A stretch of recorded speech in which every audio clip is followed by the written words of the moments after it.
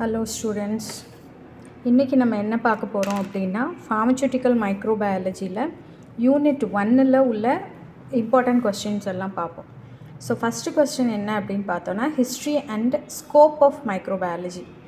இப்போ ஹிஸ்ட்ரினா என்னென்ன சயின்டிஸ்ட்டு என்னென்ன கான்ட்ரிபியூஷன் பண்ணாங்க, எந்த சயின்டிஸ்ட்டு என்ன இன்வென்ட் பண்ணாங்க, அதனால நமக்கு என்ன பெனிஃபிட் அடைஞ்சிருக்கும், எந்த காலகட்டத்தில், ஃபார் எக்ஸாம்பிள் 1906 வந்துட்டு ஸ்டெர்லைசேஷன் இந்த சயின்டிஸ்ட்னால் கண்டுபிடிக்கப்பட்டது, அந்த மாதிரி நம்ம கொடுக்கலாம். ஸ்கோப் ஆஃப் மைக்ரோபயாலஜி அப்படின்னா இப்போ மைக்ரோபயாலஜியில் ரீசெண்டாக நடந்துகிட்ருக்கிறது என்னென்ன, அதோட பெனிஃபிட்ஸ் என்ன அப்படிங்கிறத வந்துட்டு நம்ம ஃபஸ்ட்டு கொஸ்டினில் வந்துட்டு சொல்லுவோம்.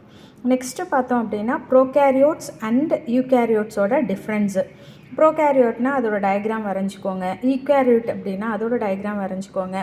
ஒரு 10 பாயிண்ட்ஸ் டேப்லர் காலம் மாதிரி போட்டு நியூக்ளியஸ் வந்துட்டு ப்ரெசண்ட்டாக ஆப்செண்ட்டாக, செல் மெம்பரேன் என்ன, சைட்டோபிளாசம் என்ன, எல்லாமே ப்ரெசண்ட்டாக ஆப்சென்ட்டு, அந்த மாதிரி ஒரு 10 பாயிண்ட்ஸ் கிட்ட எழுதிக்கோங்க. நெக்ஸ்ட் கொஸ்டின் பார்த்தோம் அப்படின்னா isolation of pure culture. Isolation of pure culture அப்படின்னாலே உங்களுக்கு ஐசோலேஷன் டெக்னிக்ஸ் எல்லாம் ஞாபகம் வந்துடணும். ஸ்ப்ரெட் பிளேட் டெக்னிக்னா என்ன, அதோட ப்ரொசீஜர் எழுதி டயக்ராம் எழுதி ரிப்போர்ட் போட்டுருங்க. அதே மாதிரி pour plate culture procedure diagram report. Streak plate culture primary ஸ்ட்ரீக்கிங்னா என்ன, மல்டிபிள் ஸ்ட்ரீக்கிங்னா என்ன. ஸோ இந்த இதெல்லாம் வந்துட்டு எழுதிட்டோம் அப்படின்னா isolation of pure culture, spread plate, pour plate, streak plate. Structure of bacteria, பாக்டீரியாவோட டயக்ராம் வரைஞ்சிட்டு அந்த பாக்டீரியாவில் பார்ட்ஸ் குறிச்சிருப்போம் இல்லையா, cell membrane, capsule, slime layer. அப்போ கேப்சூல்னால் என்ன, அதோட டெஃபனிஷன், அதோட ஃபங்க்ஷன், இப்படி ஒவ்வொரு பார்ட்டுக்கும் அதோட டெஃபனிஷன் அண்ட் ஃபங்க்ஷன்ஸ் வந்துட்டு எழுதிடணும். அதுதான் ஸ்ட்ரக்சர் ஆஃப் பாக்டீரியா. நெக்ஸ்ட் வந்துட்டு principle and application of electron and phase contrast microscopy. So phase contrast மைக்ரோஸ்கோப்பியில் எதுக்காக யூஸ் ஆகுது, அதோட பிரின்சிபல் என்ன, ஒர்க்கிங் நேச்சர் என்ன. இந்த பீம் மாதிரி லைட்டெல்லாம் போட்டு சோர்ஸ்லேருந்து லைட் சோர்ஸ் வருது, பிறகு ரிஃப்ளெக்ட் ஆகுது, அதுக்கப்புறம் இந்த ரிசல்ட் கிடைக்குது அப்படிங்கிற மாதிரி இருக்கும் இல்லையா.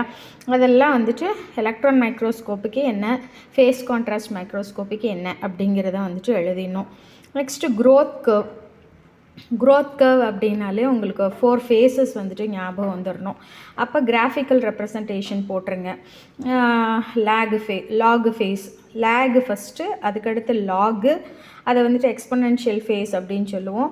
அதுக்கடுத்து ஸ்டேஷ்னரி ஃபேஸு, டிக்ளைன் ஃபேஸு. அப்போ 4 ஃபேஸு சொல்லிடணும்.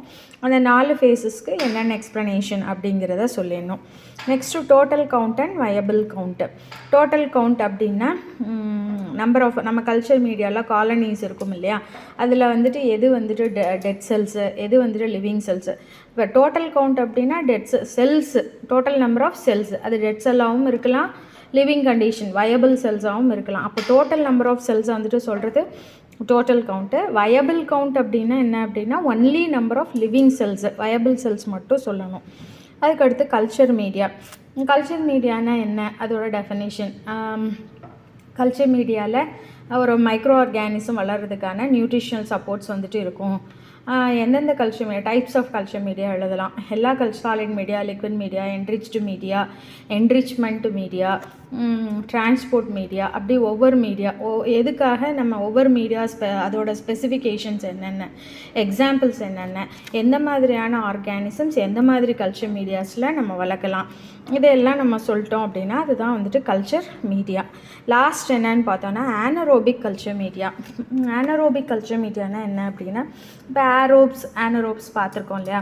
ஆரோப்ஸ் அப்படின்னா வந்துட்டு ஆக்சிஜன் வந்துட்டு டிமாண்ட் பண்ணும், ஆக்சிஜன் இருந்தால் மட்டும் வளரும், அதுதான் வந்துட்டு ஆரோப்ஸ்.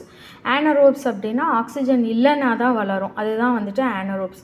அப்போ ஸ்பெசிஃபிக்காக ஆனரோபிக் கல்ச்சர் மீடியாஸ் என்னென்ன இருக்குது, என்னென்ன ஆர்கானிசம்ஸ் வந்துட்டு ஆனரோப்ஸுக்கு கீழே வருது, இதையெல்லாம் எழுதிட்டோம் அப்படின்னா இதுதான் வந்துட்டு ஆனரோபிக் கல்ச்சர் மீடியா. ஸோ டோட்டலாக பார்த்தோன்னா நம்ம ஒரு 9 கொஸ்டின்ஸ் வந்துட்டு யூனிட் 1ல் வந்துட்டு இருக்குது. ஓகேவா. ஸோ இதெல்லாம் வந்துட்டு நீங்கள் படிச்சுக்கிட்டீங்க அப்படி, இப்போ நான் சொன்னதெல்லாம் அட்லீஸ்ட் உங்களுக்கு ஞாபகம் வந்துடுச்சு அப்படின்னா யூ கேன், அதில் என்ன டயக்ராம் வரணும், அதை எப்படி ப்ரெசென்ட் பண்ணணும், டயக்ராம் இருந்துச்சுன்னா டயக்ராமை ஃபஸ்ட்டு போட்டுருங்க. அதுக்கப்புறம் அதுக்கான டிஸ்கிரிப்ஷன்ஸ் வந்துட்டு கொடுங்க. டேப்லர் காலம் டிஃப்ரென்ஸ் அப்படின்னாலே டேப்லர் காலம் போயிடுங்க. அதுக்கும் diagram, any diagram or any flow chart or any என்ன சொல்கிறது டேபுலர் காலம் கிராஃபு இந்த மாதிரி வந்தது அப்படின்னா அதை ஃபஸ்ட்டு போட்டுட்டு அதுக்கப்புறம் அதுக்கான எக்ஸ்ப்ளனேஷன்ஸ் வந்துட்டு நம்ம கொடுத்துக்கலாம். தேங்க்யூ.